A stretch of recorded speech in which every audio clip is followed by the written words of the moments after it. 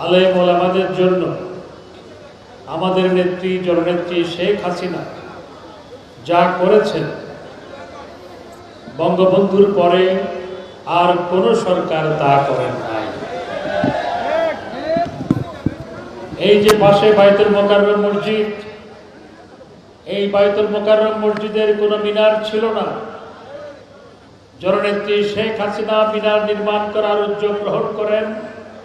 96 সালে সরকার গঠন করার পর মিনারের ভিত্তিপ্রস্তর স্থাপন করেন, কাজও শুরু করেন।